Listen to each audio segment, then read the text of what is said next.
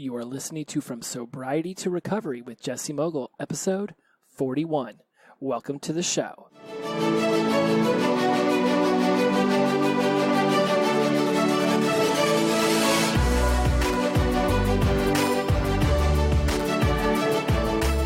Hello, my friends. Welcome back. I am Jesse Mogul. You are listening to From Sobriety to Recovery, and I am in addiction recovery. Spectacular episode.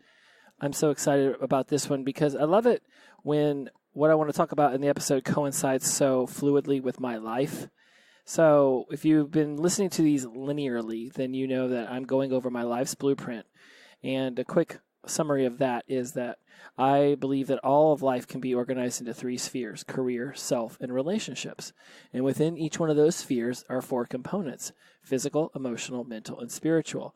Over the last couple of weeks, we have been going over each one of these. So if you take three spheres, career, self, relationship, and you take the four components, physical, emotional, mental, spiritual, that's 12 quadrants. And within this, I picture it as a gigantic house. It's a big mansion of your life, and there's 12 rooms.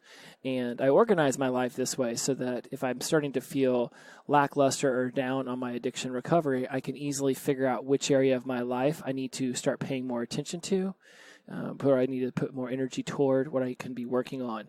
So rather than just being like, oh, man, my job is such a drag, I can say, well, is it physically, emotionally, mentally, or spiritually dragging on me? And same with relationships and myself. If I'm not feeling like I'm working on myself enough, I can say, well, is it physically, emotionally, mentally, or spiritually that I need to put more energy toward? And then because I've broken it down into this one room, I can immediately put attention towards that. And if you've listened to my episodes, you realize that anytime you're working on one quadrant, you're generally working on 4, 5, 6, 7, maybe all 12 at once. And so today we're going to be talking about relationships and physical. And of course, there's a mental and emotional and a spiritual aspect to this, but physically, what are you doing in your relationships to bond with those that you care the most about? And the reason why this is such a fluid thing for me to talk about this week is because I just got back from an amazing trip with one of my best friends of all time to Charleston, South Carolina for a 3-day run of Phish shows. And whether you're familiar with the band Phish or not, hippie band, jam band, people there, Grateful Dead kind of scene. And so I'm not sure what your history with them is. If you want, feel free to Google them if you'd like. If you know of them, then you know it's a very hardcore party scene. And I was able to go out there with my best bud and really just enjoy the hell out of this 3 days of shows. And they were Friday night, Saturday night, Sunday night, and of course sober as I always am. And it was an amazing experience. And I actually already shot this episode once, but I used a lot of my friends' names, and I didn't necessarily ask them if I could do that. So as I was walking to get my car from the mechanic today, was a day when it needed to oil change and a new battery. In the process of doing that walking, I started thinking about the names I was using, and maybe that wasn't such a cool thing without asking them. And then I realized that even if they said yes, just you never know. Down the line, somebody finds this episode, and that person wants to become president, and all of a sudden I've implicated them in something ridiculous, right? So we're protecting names. Everyone's innocent that I'm talking about, or as innocent as my friends and I can be. Amazing experience. I digress. So I'm reshooting the episode, and this will give me a chance to be a little bit more succinct with my thoughts. The last one went 50 minutes, and I think that was a little too much. And why I love this show is it really was meant as an audio diary of my journey from sobriety to addiction recovery. And if you have been listening to me for the whole year that this show's been going on, you realize that my thoughts about sobriety and recovery are that sobriety is, white knuckling it, counting the days, and addiction recovery is actually working on overcoming your suffering, figuring out the reasons why addiction became the path, and really working on yourself, right? And this, if you're in AA, if you're in Refuge, if you're smart, then you've been doing this. And so you're working on your addiction recovery, right? And even people who are in those may not necessarily be working on addiction recovery. They might still be in sobriety because they're still white knuckling it. They're still not going through the steps it takes to just become more stable. And I don't know your story. I don't know who you are. I don't know what you're doing. So I'm not saying that's you. It's everybody has their own story to tell. Everyone has their own thoughts on what addiction recovery is. This is just my opinion. That to be in addiction recovery means that you're working on your your perceived shortcomings, whatever it is you think you should be working on. You're doing that, and this is why I put my entire life into this life's blueprint of 3 spheres and 4 components being in 12 quadrants, because then I can put my energy toward exactly what I want to be putting it toward. And this last weekend, I decided to put it toward my relationships with my best friend and being able to go out and physically going to these concerts in South Carolina. I live in Los Angeles. I flew across the country to go do these shows. And there's a lot of reasons why I wanted to do this. This year has been very difficult for me as far as working through my emotional suffering. You know, the traumas that happened to me as a child, working into my tween age, then teenage, then in my 20s, when addiction really, really took over my life, and all the way until, now here I am, I'm almost 3 years in, and I'm 43. And working through the emotional baggage, to me, is one of the more difficult components of the addiction recovery process, because physical, working through that is, you can eat healthier, you can go to the gym, you can really start to put your attention towards that, and you see the benefits of it because you eat healthier and your skin starts to look better, your hair is shinier, you start to lose some weight, the acne and the oily skin go away. You start to see the physical changes in your body when you go to the gym or when you eat healthier. And then, mental, which is what my second year was really focused on, you start to notice that the fog's lifting and that, you're starting to remember things better, and you really become, really into taking on new hobbies and learning new things. That emotions, which has been my year 3 focus, much more difficult in the fact that emotions, thoughts, they come in by the thousands every day, and with them come feelings, with them come emotions. And so you get these 1,000 different emotional feeling kind of spikes throughout your day. And of course, then you have to deal with the voices in your head, which, are your parents and everybody else that's influenced you over your entire life, telling you whether you're doing it right or wrong. And then, of course, which one of those is you, or any of them you? Is the seat of consciousness even able to get through all of this white noise and this clutter inside your head? So as I'm dealing with all of these emotional ups and downs of this year, and of just sobriety and recovery in general, this year I've really become more aware of the fact that I've lost connection to a lot of my best friends. And I live in LA. Many of them live in Florida, Indiana, Nevada, Arizona, Washington State, places like that. We're all scattered all over the place for the most part. Indiana, if I haven't already said that, I got a ton of people there, a ton of people in Florida. And so when this opportunity to go to South Carolina and visit my bud showed itself, and I hadn't, gone to a Phish show since last fall at the Forum, and I love Phish, and I'm a huge fan. I'm not like a Fishopedia, like some of my friends are. They can hear 2 notes and they know the song and they know when they last heard it, and they literally are like just a library of knowledge about the band. I generally really enjoy them. They're definitely one of my top 3 bands that I'll travel to go see, and I'll listen to them anytime.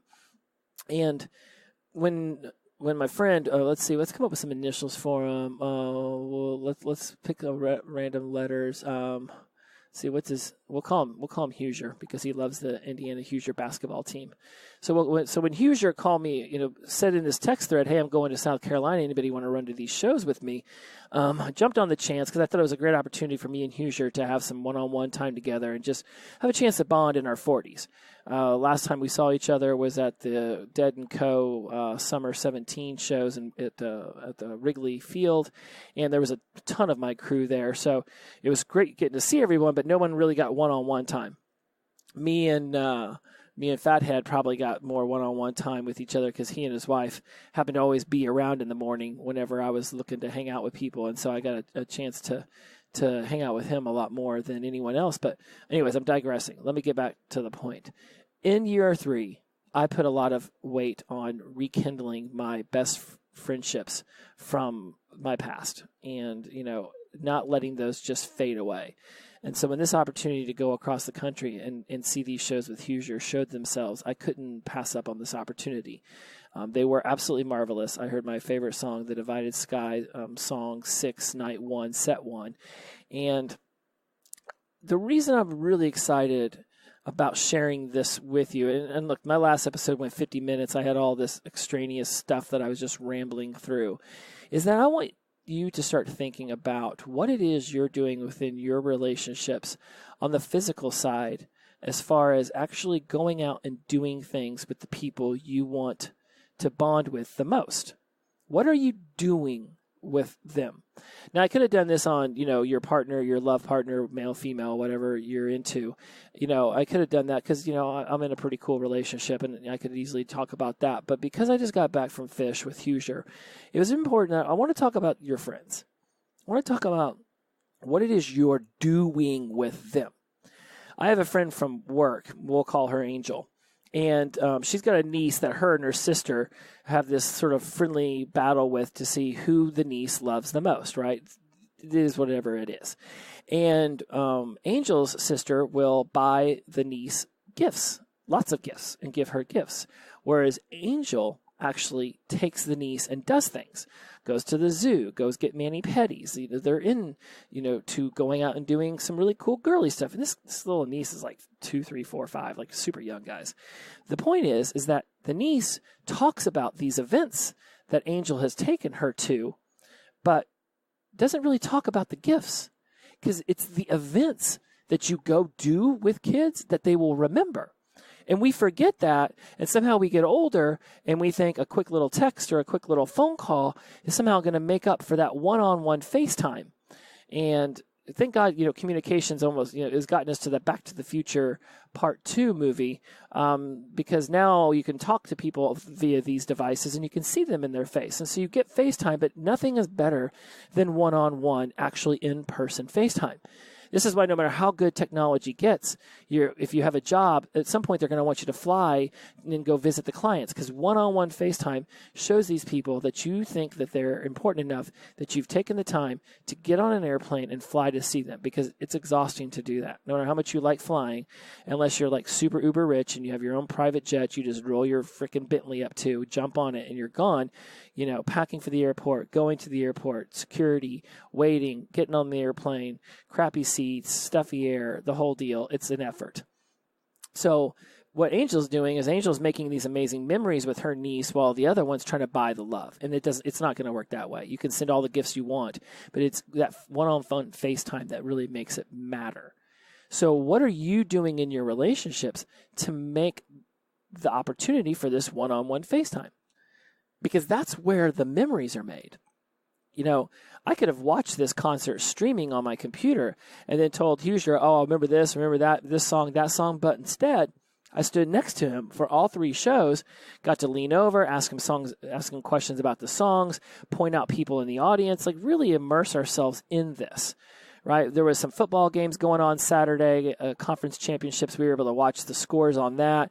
I think it's his brother-in-law is a coach for a college soccer team that was doing really good and playing. I know all the details. I'm just trying not to share too much, just to keep them.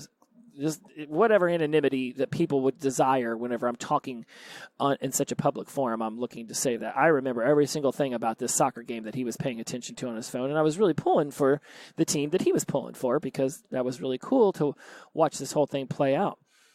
I say all this because we were very immersed in this experience together. We walked around with his brother and his brother's girlfriend and looked at really cool stuff in Charleston. We came across a really awesome cemetery.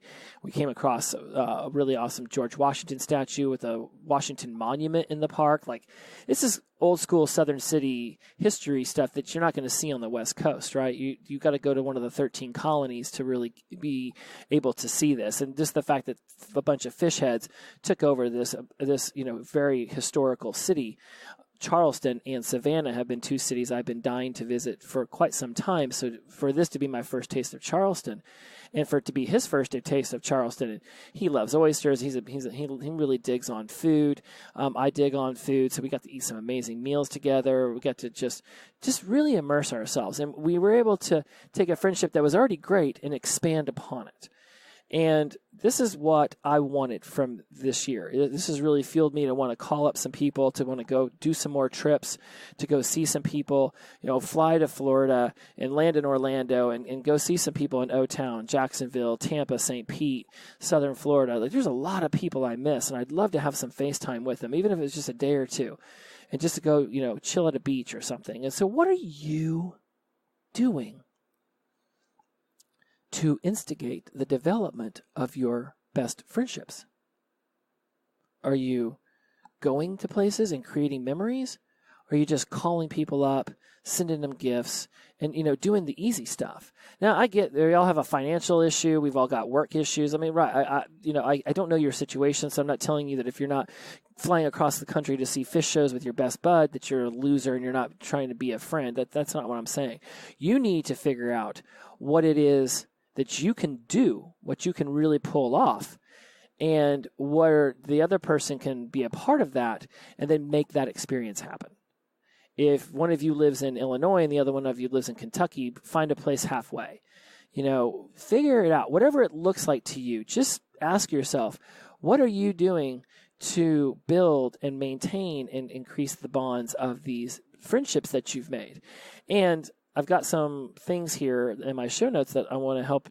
I'm going to list out in the show notes, and I'm also going to talk about here to help you start to trigger some ideas. So I've just got in my show notes, I've just got the word friends, and then I've got 4 bullet points and then 4 sub-bullet points. Now, if you want more about this subject, episode 22 that I released back in June of 2019, I talk about going out and partying and going to concerts there too. There's some great show notes available for that. Some really great stuff that I discuss in it. So if you want an continuation of this topic, jump over to episode 22 and listen to that from the archive. It's got more similar kind of discussions. So friends, number 1, whom do you have in your corner? When I first decided to get sober, I didn't go and tell any of my best friends because I had this story I built in my head that they wouldn't want to invite me to places anymore because instead of being crazy drunk Jesse, I was now going to be sober Jesse. And was I going to be a buzzkill? Was I not going to want to stay out all night? Was I not going to want to party like I used to? There was all this stuff, all these questions. So I didn't call anyone and tell them what I was doing.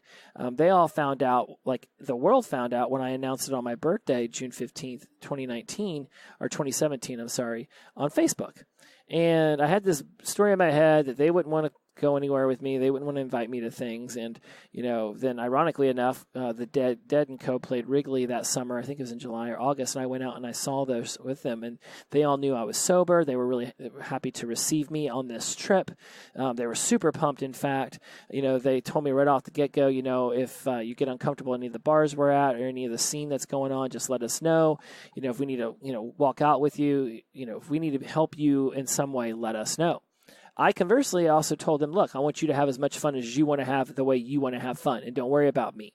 I've come to be a part of this and not to be a thorn in everyone's side because you want to go to a bar and I can't go into bars, right? Because I had all these people. Every single time we walked into a bar, no matter what, they were all buying rounds for each other, always came back with multiple soda waters, no ice, no straw, no fruit. I call it clear beer. Because when I go to social occasions, there's something about the bubbles that beer gave on the back of my throat, and I also liked single liquor wells like vodka soda. So now I just do soda water, no ice, no straw, no fruit, and it's just a cup of soda water. And so they'd always come back with multiples of these for me. And anytime they were going to the bar, Jesse, you need some more soda water? Yeah. I must have drank like 10 of these things because everyone's drinking something, and I wanted to be social. Having a cup in the hand, it just goes hand in hand, right? But I didn't feel compelled to drink. I mean, there was times where I watched everybody else do it, and I was like, man, this, I'm missing out. But I also knew I wasn't missing out, right? Right, like I realized that if I played it out through the credits, if I drank at that bar, I'd keep drinking that night. I'd wake up the next morning, I'd keep drinking, and before you know it, Crazy Jesse would be back, and all hell would break loose. And I was close to dying when I finally quit. I don't want to die again. So Who do you have in your corner? Have you talked to them about your sobriety and recovery? Have you said that I want to go do things and I want you to be a part of that? I'm just going to be sober, right? Like, how are you connecting with these people when you go to these things? I made a point of, talking about Hoosier's life, finding, asking him questions about what was going on and, his marriage and his work and his life and his fun and his friends that he's made there in his town in Florida. I wanted to connect with him. And likewise, he was able to ask me things and I was present the whole time. So number 2 is, how are you connecting with your friends? Are you going and doing things? Are you talking about some really cool, deep, vulnerable type shit?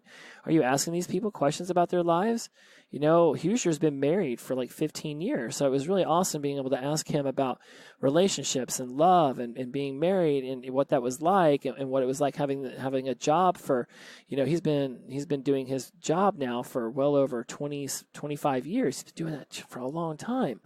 And so it was cool to ask him about that kind of stuff and really connect by asking cool questions about his life. Number 3, what ways do you bond?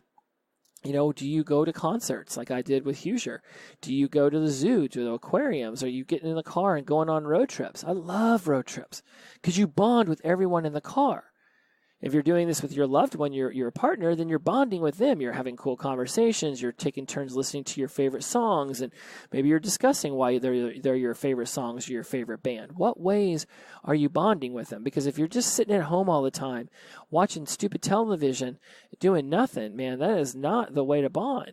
You want to get out and go do some stuff. Create experiences that you guys can talk about down the line. And then number 4, how are you maintaining activity with them? How are you maintaining this activity? Are you planning these trips? Are you putting things on the calendar? Are you discussing what that person wants to do? And even if it's not your most favorite thing in the world because they want to do it and they want to do it with you, are you making the time? Are you prioritizing that?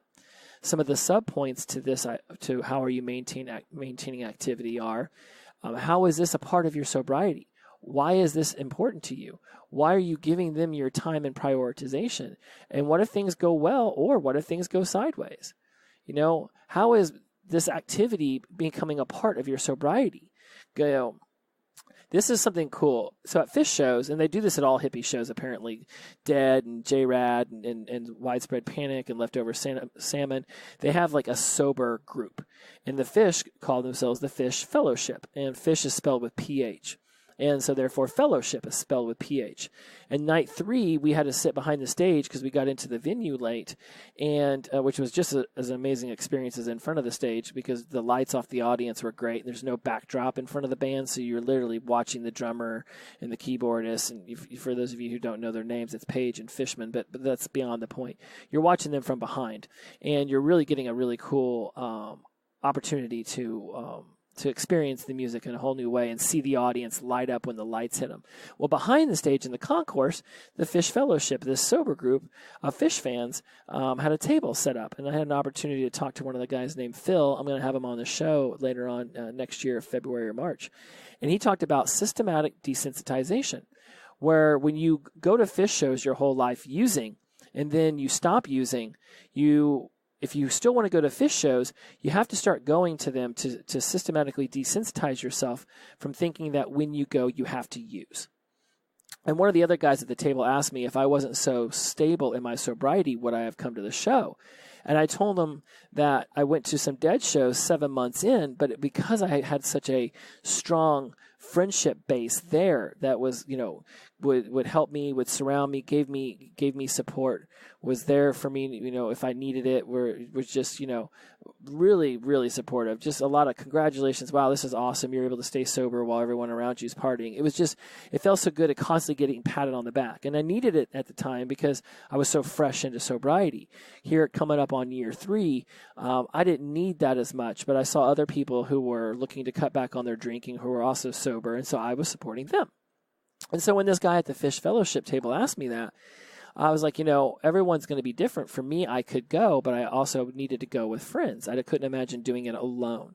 I was like, now here I am, 5 or 6 Dead shows, 7 or 8 Phish shows, maybe just 6 or 7 Phish shows in. Plus, I think I've gone to like another 100 or so concerts since I got sober in the last 3 years. And because I've gone to enough shows sober, I now realize I can have a blast sober. And so it doesn't bother me to go. But I needed to start going in order to desensitize myself from the scene, from the environment that had told me that in order to have a blast, I needed to be like everyone else and have 2 tall boys and a cigarette and a joint in my hands, right? And so how are you making these activities you go to part of your sobriety? Are you telling them like, look, I want to go and I want to be sober and I want to enjoy this, and therefore we let's go. I need somebody to go with me to just be a support system, to be somebody to entertain. We entertain each other, we talk to each other, and if I start feeling uncomfortable with the drinking and the drugs all around me, we can also leave that experience and we can go be somewhere else, right? We don't have to leave the concert venue, but maybe we just decide to move seats or go out to the concourse and have a breather, right? You do something. You've got someone there. That's how your relationships and physically going to places with people can be a part of your sobriety. They can help you systematically desensitize yourself from this societal brainwashing that we've all undergone, that in order to go to these events and have a blast, we have to be intoxicated. Because it's just not true. You do not have to go to concerts and to sporting events and to events in general and be intoxicated. You can go to your best friend's niece's birthday party and not have to be like all the other adults standing around with alcohol in one hand and hiding around the corner smoking joints in the other, right? You don't have to do that. You can figure out a way. How you're going to figure that out is going to be different than anyone else is going to figure that out. But it can be figured out if you want it to be. If you want to continue to go to concerts and enjoy your bands that you've loved your whole life, you can figure out a way to do it sober. The number one way is to go and then be sober. It literally is that easy. Just go and be sober. If you need to go with people at first to be a support system, then do that. If the people you would normally go with are heavy drinkers, and then you could just go by yourself. Well, if you can go by yourself and not use, then do it. Systematically desensitize yourself. My buddy Husier barely drank a drop the entire time, so I always had him hanging out. Now, there was another room in the hotel that we were all staying at that had a lot of party supplies in it. He didn't partake in those, but he would go up and hang out in that room. I did not. There is a limit to what I want to be around in a confined space. I'm at a concert venue. I see people taking drugs. I see people drinking excessively. That's fine, whatever. I'm at the venue. I'm watching the band, or it's set break, and I'm waiting for them to come back on. And that's not a big deal. I'm in the aura of the event. Hanging out in a hotel room while a bunch of people are using, not my cup of tea. I'd rather just lay on my bed back in my hotel room and watch some football. Let me know when we're all going down to the venue. That's okay. I'm not judging. Do whatever the fuck you want to do. Whatever you want to do. Your life is your life. Party hardy. This is what I'm saying to my friends. Like, do whatever. Your life is your life. I did not get sober to go around and tell everybody that they were wrong for not being sober like I was. That's no one's going to listen to that person, let alone want them around. If you think you might be that person, stop. I get that you want to encourage everybody to be sober because you've realized how amazing it is. But I remember there being people in college who would ask for a cigarette, then break it in front of me, and they're like, I'm helping you with your cigarette addiction by breaking the cigarettes, so now you don't have them to smoke. I'm like, that's not helping. What you're doing, I'm going to still smoke. Now you're just costing me money. I'm going to have to leave the bar earlier to go buy cigarettes so that I can smoke more while I drink more. You're not helping. If you get up on your pulpit and tell everybody that they shouldn't be doing what they're doing and they should follow your lead because your way is better than their way, people aren't going to listen to that. You have to meet them where they're at. You have to be comfortable with them being who they are. If you can't be comfortable with them being who they are, then you're going to have to make the choice to stop being around them. Because if you can continuously beat them over the head with your sobriety, at some point they're not going to want it. I'm sorry, it's not that they're not going to want sobriety. They're not going to want to be around you because they're going to be like, oh, great, here comes Mr. Pompous-ass Jesse wanting to tell everybody how much better their lives would be if they also got sober. That might have been part of the story I was telling in my head back whenever I didn't want to tell everyone I was getting sober and I was afraid they wouldn't invite me around because I'd seen other people get sober and then beat everybody else over the head with it. And then all of a sudden, I would not want to hang out with them anymore. I would hear other people say, I don't want to invite them around. They're sober. They're a stick in the mud. They aren't as much fun. All they want to do is talk about sober. And I was like, oh, snap. So without remembering how much those people beat me over the head with their sobriety, I just got it in my head that sober people were no longer getting invited to parties, and I didn't want to be that person. So better to just not tell anyone, and then maybe they'll still invite me, and then I could just be like, no, I'm not going to drink tonight.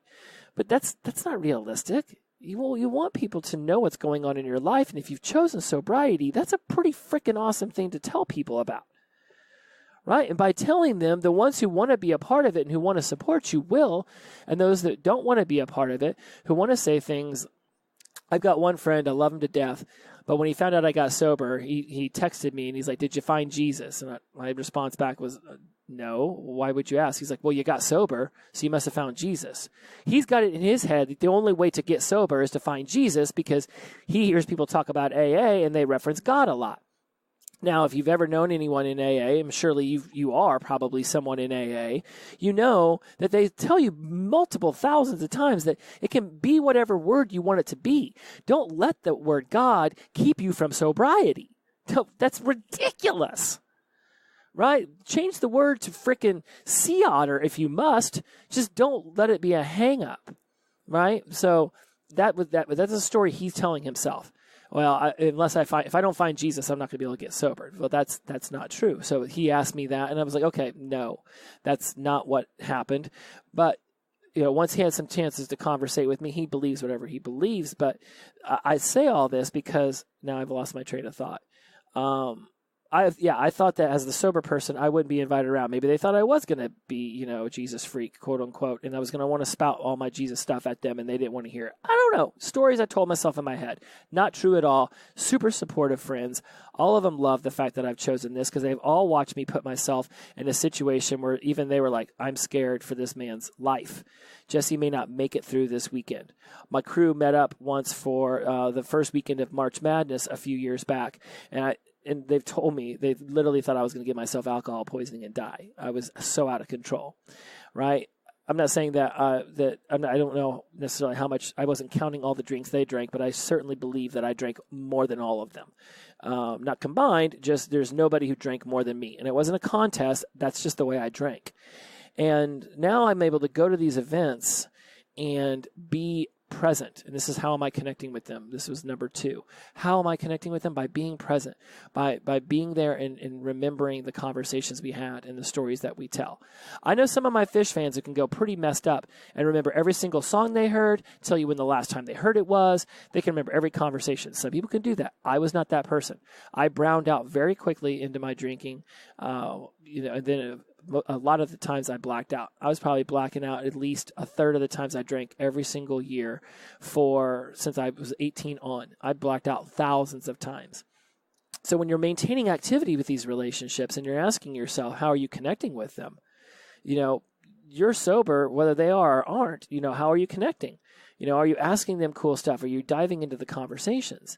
One of my life coaches, Brooke Castillo, talks about how she would, she barely ever drinks, but she had like a glass of wine. Maybe she wasn't drinking. She was not drinking in this story. In fact, I think she quit altogether. But once in a while, anyways, what she does with the drinking isn't important to this story. What's important to this story, and again, if Brooke's ever listening, I'm pretty sure you're sober, but that's not the point. So what is the point is that she once told a story in her podcast that she was drinking water around a friend who was drinking wine, and then she started to slur her speech. Her friend did.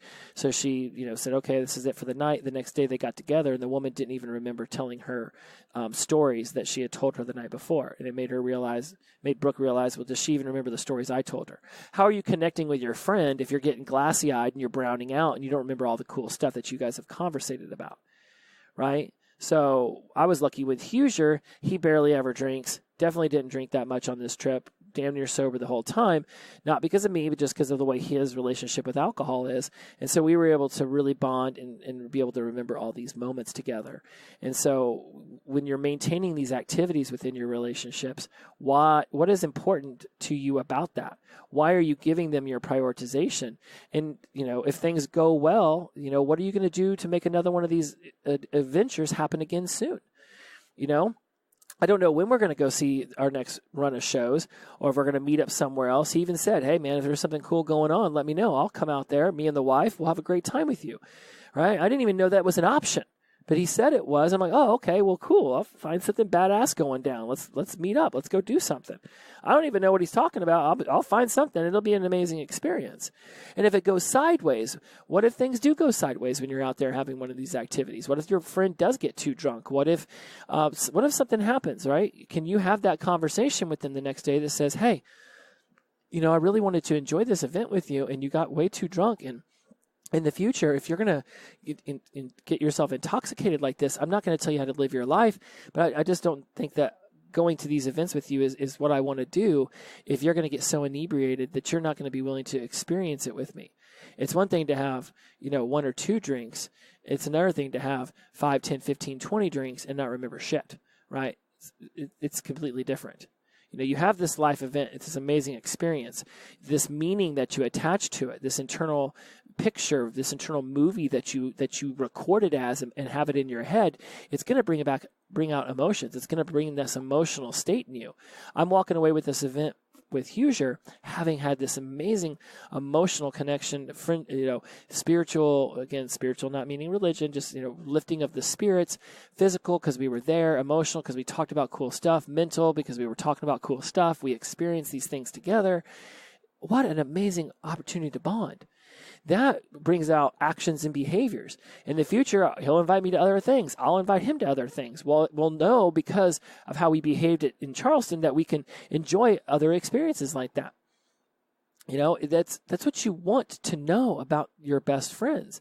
And the outcomes and results, the outcome from this is I had such an amazing experience. It's something I'll be talking about years to come. I walked away with an emotional, physical, spiritual, mental connection with not just him, but the other people that were there as well, but definitely with him. And the results, I walk away thinking, wow, that was a complete win. I can get in an airplane. I can travel across the country. I can go to shows that I used to go just mad wasted to, and I can have a great time. Is it the same kind of time? No.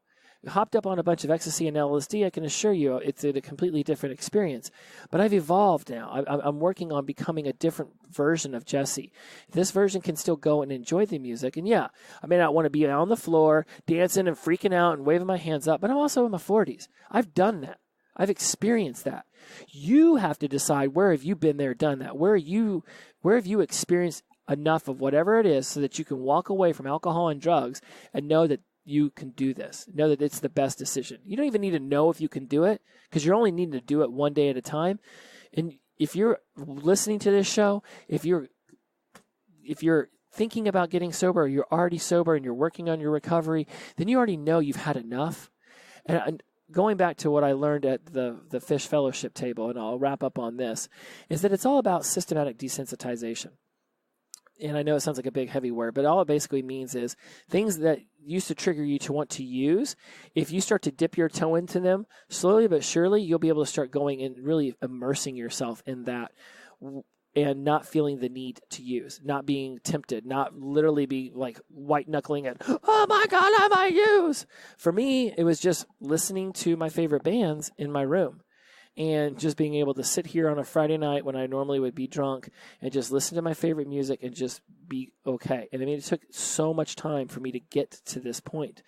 And now I can go to the shows and know I won't use because I've listened to the music at home. I've gone to concerts and I've walked away from it sober and was like, wow, that's amazing. That was amazing. I'm so glad I experienced that. My goodness, I have to do this again. And it is leaps and bounds better sober. In 2013, I went and saw about 100 different bands, about 80 different concerts in the course of that summer. And the first half, I went to all the shows sober because I was just in a place where I did not want to consume alcohol or smoke pot or anything. Something happened in the middle of the summer, and I started drinking again and going to these shows. First half of the summer, I can remember all these amazing concerts I went to. I can remember the songs. I can remember the emotions that it evoked. Last half, I damn near don't remember any of it. I don't even know if I could tell you what bands I saw.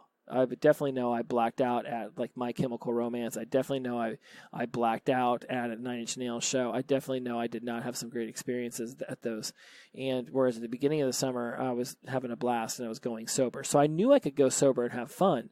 And now that I'm completely sober for good, now I have these experiences to draw upon, so I feel comfortable jumping in an airplane and going across the country and visiting Hoosier and enjoying all these amazing shows.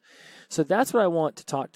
That's what I want to talk about today. That's what I want you to understand about this episode, is that within your relationships, you need to physically be going and doing stuff.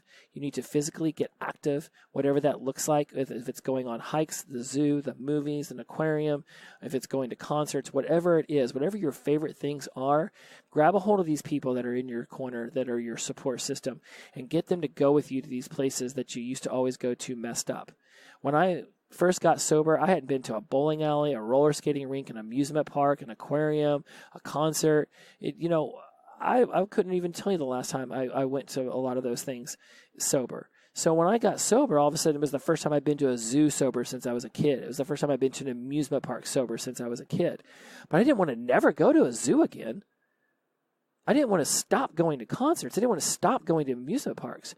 So now I've just started going. I've been going. And I continue to go to these places that I really enjoy, and I do it sober with people who support that. And it allows me to be desensitized to what society has taught me, that in order to enjoy things, you need to go to the zoo that sells the beer. You need to go to the concerts that sells the beer. You need to go to the events that always has beer. Alcohol. The LA Zoo sells beer, for goodness sakes. Disney World is starting to sell beer. Most of the other amusement parks, Universal and SeaWorld and all these, they sell alcohol. It's like, man, this place is already fun enough. I don't need that to enjoy myself. You're listening to this show. You already know you don't want to do those things anymore. I'm telling you, you can have a blast if you just go to these events that you used to use at and just start going sober. Get some people that you know will support you, and just start dipping your toe back in it. And before you know it, your whole world will open to you. You will enjoy the experience so much more. You will remember it so much better. You will save a hell of a ton of money, because a $15 beer at a concert sucks. Okay, you're going to enjoy it so much. I was talking to my mechanic today. I'll leave on this. He said that he likes to drink Don Julio tequila, and so it would cost him a ton at the bar. So so the other day he filled that up in his flask, and he was drinking beers at the bar, but going in the bathroom and taking shots out of his flask. And he said he gave himself the spins, got sick. He's like, he tried to save some money, and in the process he overdrank. And it's like, why do you need to do that at all? And he even knows, and he didn't need to do that. He's even talked to me about how he wants to get sober down the line. That's great, and I'll support that any way I can. I say all this because even the saving of the money can't be the motivation, because you can find ways around saving money. I used to sneak booze into my sports bars and go to the bathroom and drink little tiny bottles of vodka and go out and just drink, pitcher beer. But I ended up completely wasted. And next thing you know, I'm spending $30 on Popeye's chicken. And I buy a family pack of like 30 pieces of chicken. So I got chicken for the next 3 days, because I know I'm going to go home, go to the liquor store, buy a bunch more booze, and just go on a bender. So what in the hell? So money can't be your motivation. You know your motivation. You know you want to be sober. You know you want to get into addiction recovery. You probably already are into these things. I don't know where you're at, but you know this is your life now, and you love it and embrace it and be a part of it. Go through the steps. Do what it takes. Get stable in your sobriety so that you can start going back to these events that you've been predisposed to be intoxicated at, and start doing them sober. Because I swear on everything holy and sacred, if I was not able to go to Phish shows anymore because of this sobriety thing, I would be so disappointed in not myself, just in life. Like, I love going to live music. If I wasn't able to go to these things and be sober, I would just be missing out. And I'm not going to use, so I had to figure out a way. I got to figure out a way. So I figured out a way. You figure out a way. Because I'm telling you, it will open your eyes. It'll open up your world. And being able to go physically do things with the people that you love and care about the most is the way to build memories. It is the way to build experiences. It's the way to make the journey of this sobriety and recovery life that we're involved in. It's a way to make that journey so much better, so much more exciting. Just sitting on your couch and hiding from the world outside is no way to go through life. And I hope that I help you when we have these conversations on this show. I hope you have people in your life and you've got systems in place and you've got sponsors and therapists and everybody you need, like I do, that can help you grow and evolve into this best version of yourselves. Because I promise you, there is a world of awesomeness out there, and I hope that you're involved in it. And I hope that you are figuring out ways to go do these things like I just did. Because I tell you what, this 3-day run of Phish in Charleston is going to be a memory that Huger and I are going to share forever. All my crew that was at Dead & Co. in 2017, the wedding I went to in 2018, all the people I saw there, it was an amazing experience. And I would have hated to not be able to partake in these experiences. Because of a fear I had of using, or a fear I had of disappointing others because I wasn't using, or whatever the story was I was telling myself in my head. Stop telling yourself stories. Start living your life. Be vulnerable. Talk to these people that you want in your life. Who do you have in your corner? Who do you want in your corner? How are you connecting with them? What ways are you bonding? Figure this out. Do this. Be a part of your life. Be a player in your life. 45 minutes. I didn't expect to go this long. The emotions I feel when I think about the experience I just had of going across the country and being sober and sharing it with Huger and his brother and all the other people that were in the crew. Sure, I didn't get to go up to the suite where there was a lot more partying going on, but I didn't want to be around that, but I wanted to be around them. So once they left that room and they came back to our room, or that we went to the venue, all of a sudden it was them I wanted to be around. They do whatever they want. I honestly, no judgments here. My God, enjoy your life. But I didn't need to be in that room. I just waited till they were done in that room, and then they were around me, and it was a blast. And you can do that. Figure out what your boundaries are, set them, don't break them, let other people know so they can support you in those boundaries, so they don't just think that you're being, a dick because you keep saying no. Be like, I don't want to be around all that. I want to be around you guys. I don't need to be around all that. So once you guys go do all that and then come back around, we'll hang out, right? And then I'm telling you, it was such an amazing experience. Thank you, Huger. Thank you, everyone who was a part of that, whether you listen to this show or not. It really was the time of my life, and I'll never forget it. And so I want you guys to have that too. Here comes the holidays, right? Go be an active participant in your life.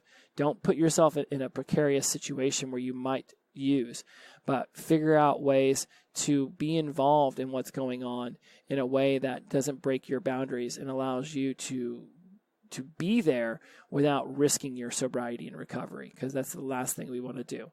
Right? If you're new to this, if you're still growing into this, dip your toe in. You know what your limits are. If you don't know what your limits are, get some people around you.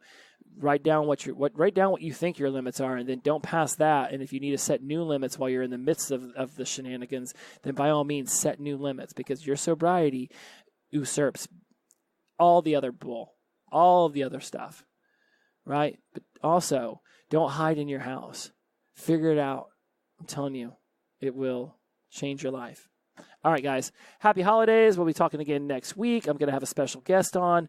Probably going to turn her into a regular. This has been about relationships and physical. Go out, do things, bond, love, create memories. Then you can talk about them later and plan new ones. It's going to be amazing. Have a great holiday.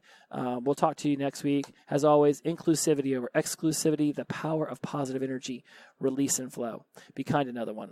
Be kind to one another. Be kind to one another. Be well.